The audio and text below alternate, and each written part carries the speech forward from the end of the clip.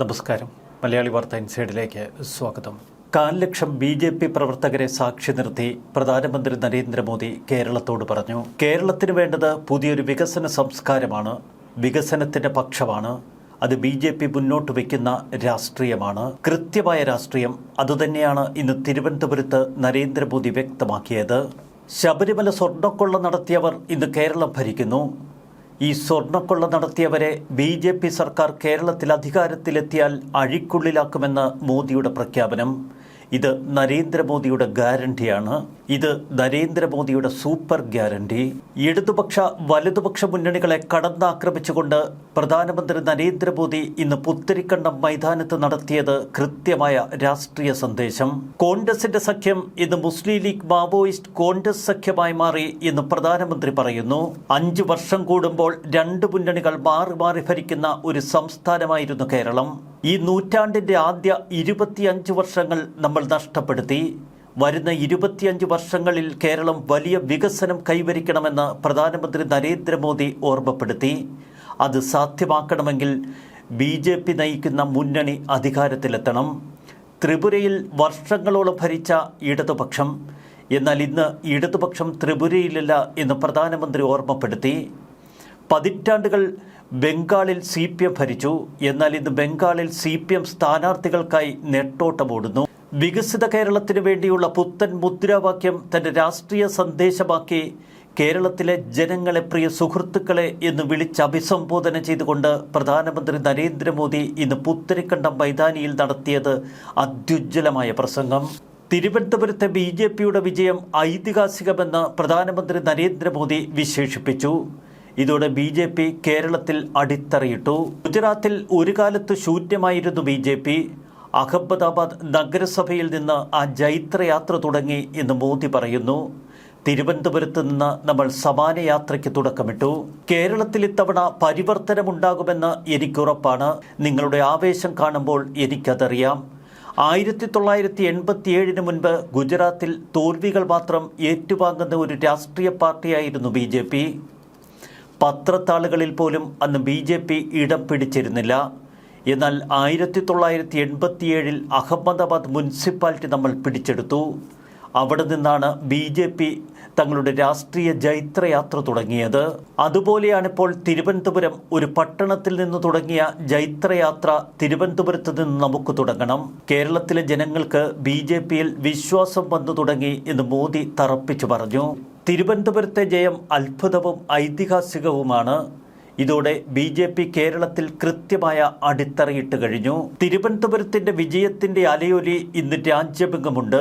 ഇടതു വലത് അഴിമതി ഭരണത്തിൽ നിന്ന് കേരളത്തെ രക്ഷിക്കാനുള്ള ഉത്തരവാദിത്തമാണ് BJP ഏറ്റെടുത്തിരിക്കുന്നത്. മാറാത്തത് മാറും എന്ന് പ്രധാനമന്ത്രി കേരളത്തോട് പറയുന്നു. 7 പതിറ്റാണ്ടായി തിരുവനന്തപുരത്തോട് ഇടതു വലത് മുന്നണികൾ അനീതി മാത്രം കാട്ടുന്നു.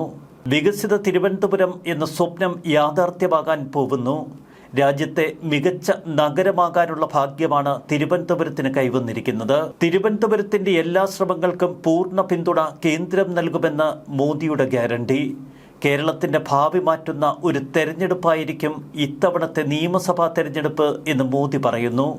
LDFന്റെയും UDFന്റെയും ചിഹ്നം 2ആണ്, എങ്കിലും അവരുടെ അജണ്ട ഒന്നു തന്നെ എന്ന് നരേന്ദ്രമോദി പറയുന്നു. ത്രിപുരയിൽ 30 വർഷമാണ് CPM ഭരിച്ചത്. അതിനുശേഷം ജനങ്ങൾ മാറി ചിന്തിച്ചു. ഇന്നവിടെ LDFനെ പേരിന് പോലും കാണുന്നില്ല. കേരളത്തിലെ ഇടതു വലതു മുന്നണികൾ ഒരു അഡ്ജസ്റ്റ്മെന്റ് രാഷ്ട്രീയമാണ് ഇവിടെ കളിക്കുന്നത് എന്ന് പ്രധാനമന്ത്രി ഓർമ്മപ്പെടുത്തി. അയ്യങ്കാളിയെയും മന്നത്ത് പത്മനാഭനെയും ശ്രീനാരായണ ഗുരുവിനെയും അനുസ്മരിച്ചുകൊണ്ടാണ് പ്രധാനമന്ത്രി തന്റെ പ്രസംഗത്തിന് തുടക്കമിട്ടത്. തിരുവനന്തപുരം വിമാനത്താവളത്തിലെത്തിയ പ്രധാനമന്ത്രി നരേന്ദ്രമോദി പിന്നീട് ഒരു റോഡ് ഷോയിലൂടെ ജനങ്ങളെ കയ്യിലെടുത്തു.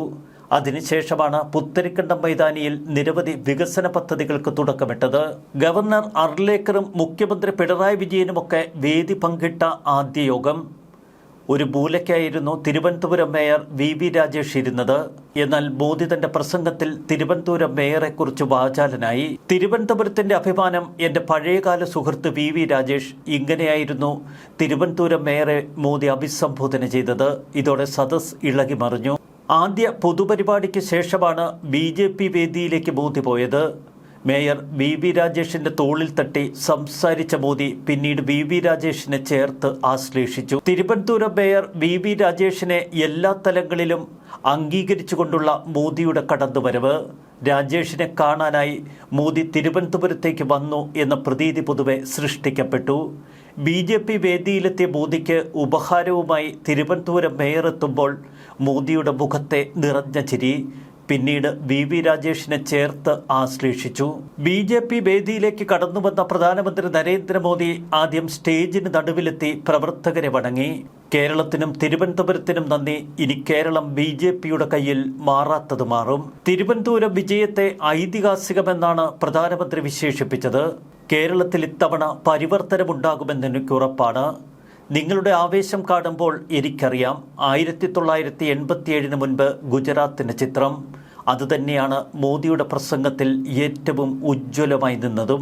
ശക്തമായ വാക്കുകൾ, അതിലപ്പുറം BJP പ്രവർത്തകരെ പൂർണ്ണമായി കയ്യിലെടുത്തുകൊണ്ടാണ് മോദിയുടെ ഓരോ വാക്കുകളും. തൻ്റെ പ്രസംഗത്തിനിടയിൽ ഒരു കൊച്ചുകുട്ടി ഒരു പോസ്റ്റർ ഉയർത്തിക്കാട്ടുന്നത് മോദിയുടെ ശ്രദ്ധയിൽപ്പെട്ടു.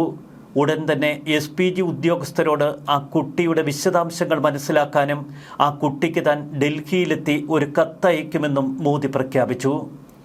താൻ ഇത്തരം കാര്യങ്ങൾ ചെയ്യുമ്പോൾ ആളുകൾ റീൽസ് ഇറക്കുന്നവനെന്നൊക്കെ പറഞ്ഞ് തന്നെ അപമാനിക്കുന്നു, പരിഹസിക്കുന്നു. എന്നാൽ എന്നെ സ്നേഹിക്കുന്നവരുടെ സന്തോഷമാണ് എനിക്ക് ഏറ്റവും വലുത് എന്ന് നരേന്ദ്രമോദി പ്രവർത്തകരെ ഓർമ്മപ്പെടുത്തി. ഇതിനിടയിൽ ഒരു യുവതി കയ്യിലൊരു പുസ്തകവുമായി എഴുന്നേൽക്കുന്നു. ഇത് ശ്രദ്ധയിൽപ്പെട്ട മോദി ആ പുസ്തകത്തിൻ്റെ വിശദാംശങ്ങൾ ആരായുന്നു. സദസ്സിനെ കയ്യിലെടുക്കുന്ന മോദി മാജിക്, അതാണ് നമ്മൾ ഇന്ന് തിരുവനന്തപുരം പുത്തരിക്കണ്ടം മൈതാനിയിലും കണ്ടത്. റോഡ് ഷോ തിരക്ക് കാരണം കാറിലാക്കി എങ്കിലും ഇരുവശത്തുമുണ്ടായിരുന്ന ജനങ്ങളെ കയ്യിലെടുത്തുകൊണ്ടാണ് പുത്തരിക്കണ്ടത്തേക്ക് പ്രധാനമന്ത്രി എത്തിയത്. BJPയുടെ നായകൻ തിരുവനന്തപുരത്തെത്തി പാർട്ടിക്ക് ഉണർവും ഉന്മേഷവും നൽകിയാണ് ഇപ്പോൾ ഡൽഹിയിലേക്ക് തിരിക്കുന്നത്. അതിലപ്പുറം വരുന്ന നിയമസഭാ തെരഞ്ഞെടുപ്പിൽ വലിയ പ്രതീക്ഷകൾ. പ്രധാനമന്ത്രി നരേന്ദ്രമോദി BJP വേദിയിലേക്ക് വന്നിരിക്കുമ്പോൾ തൊട്ടടുത്ത സീറ്റിൽ തുഷാർ വെള്ളാപ്പള്ളി, NDA കൺവീനർ. അതിനടുത്ത് 2020യുടെ നായകൻ സാബു M. ജേക്കബ്. കോൺഗ്രസിനെതിരെ രൂക്ഷമായ വിമർശനങ്ങളാണ് തൻ്റെ പ്രസംഗത്തിൽ നരേന്ദ്രമോദി കരുതി വച്ചത്. അവർ മാവോയിസ്റ്റുകളെക്കാൾ വലിയ കമ്മ്യൂണിസ്റ്റുകളായി, അവർ മുസ്ലിം ലീഗിനേക്കാൾ വലിയ വർഗീയവാദികളായി, അവരിപ്പോൾ മാവോ മുസ്ലിം കോൺഗ്രസായി അധംപതിച്ചുവെന്ന് മോദി. കേരളത്തെ അവർ വർഗീയ പരീക്ഷണശാലയാക്കി, അവർ വിഘടനവാദം ഇവിടെ വളർത്തുകയാണ്. പവിത്രഭൂമിയായ കേരളത്തെ ഇവരുടെ പിടിയിൽ നിന്ന് മുക്തമാക്കണം, കേരളത്തെ രക്ഷിക്കണമെന്ന് ജനങ്ങളോട് അഭ്യർത്ഥിക്കുന്ന പ്രധാനമന്ത്രി നരേന്ദ്രമോദി. BJP NDA പൊതുയോഗത്തെ അഭിസംബോധന ചെയ്ത് സംസാരിച്ച പ്രധാനമന്ത്രി നരേന്ദ്രമോദിയുടെ വാക്കുകൾ ഇപ്പോൾ BJP നേതൃത്വത്തിനും പ്രവർത്തകർക്കും ആവേശമാകുന്നു. BJPയെ അനുഗ്രഹിച്ച് ഈ നഗരം ചരിത്രം കുറിച്ചു എന്ന് പ്രധാനമന്ത്രി പലവട്ടം തന്റെ പ്രസംഗത്തിൽ ഓർമ്മപ്പെടുത്തി. LDF UDF വിമുക്ത കേരളമാണ് തങ്ങളുടെ ലക്ഷ്യമെന്നും പ്രധാനമന്ത്രി പറയുന്നു. വികസിത കേരളം രൂപീകരിക്കാനുള്ള ശരിയായ സമയമാണിത്. ഇതിനായി ഒരു ഉറച്ച തീരുമാനം അനിവാര്യം. സഹകരണ ബാങ്കുകളിൽ നടന്ന കൊള്ളയെക്കുറിച്ചും മോദി തന്റെ പ്രസംഗത്തിൽ ഓർമ്മപ്പെടുത്തി. സഹകരണ ബാങ്കിലെ അഴിമതി കാരണം സാധാരണക്കാരുടെ പണം അപഹരിക്കപ്പെട്ടു. ഇവർക്ക് കടുത്ത ശിക്ഷ നൽകേണ്ടതാണ്. BJPക്ക് ഭരിക്കാൻ അവസരം ലഭിച്ചാൽ മോഷ്ടിച്ചവരിൽ നിന്ന് പണം ഈടാക്കി നൽകുമെന്നും പ്രധാനമന്ത്രി പറയുന്നു. വിഴിഞ്ഞം തുറമുഖം രാജ്യത്തിന് സമർപ്പിക്കാനുള്ള ഭാഗ്യം തനിക്ക് ലഭിച്ചു. ഒട്ടേറെ തൊഴിലവസരങ്ങളാണ് വിഴിഞ്ഞം സൃഷ്ടിക്കുന്നതെന്നും പ്രധാനമന്ത്രി. കേരളത്തിന് വേണ്ടത് ഒരു ഇരട്ട എഞ്ചിൻ സർക്കാർ. യുവാക്കൾക്ക് തൊഴിൽ സൃഷ്ടിക്കാനുള്ള പദ്ധതി NDAയുടെ പക്കലുണ്ട്. ഇതിന്റെ ഗുണം കേരളത്തിനും ലഭിക്കണമെങ്കിൽ ഇവിടെ ഒരു ഇരട്ട എഞ്ചിൻ സർക്കാർ വരണം. BJP അധികാരത്തിലെത്തണം. മത്സ്യത്തൊഴിലാളികളുടെ ക്ഷേമത്തിനായി കേരളത്തിന് 14,000 കോടി രൂപ നൽകി എന്ന് പ്രധാനമന്ത്രി ഓർമ്മപ്പെടുത്തി.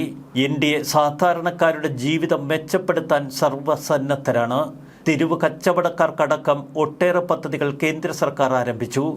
ഇന്ന് തിരുവനന്തപുരത്ത് വെച്ച് ഉദ്ഘാടനം ചെയ്ത തെരുവ് കച്ചവടക്കാർക്ക് ക്രെഡിറ്റ് കാർഡ് ലഭിക്കുന്ന പദ്ധതി ഇതിലൊന്നു മാത്രം. നിങ്ങൾ റീൽസ് ഉണ്ടാക്കി എന്നെ അപമാനിച്ചോളൂ, അതിനേക്കാൾ എത്രയോ കൂടുതലാണ് ജനങ്ങൾ എനിക്ക് നൽകുന്ന സ്നേഹമെന്ന് നരേന്ദ്രമോദിയുടെ വാക്കുകൾ. ശബരിമല തന്നെയായിരുന്നു തന്റെ പ്രസംഗത്തിൽ പലവട്ടം നരേന്ദ്രമോദി ഊന്നി പറഞ്ഞത്. ശബരിമലയുടെ വിശ്വാസത്തെ തകർക്കാൻ ലഭിച്ച ഓരോ അവസരവും ഭരിക്കുന്നവർ പാഴാക്കിയില്ല.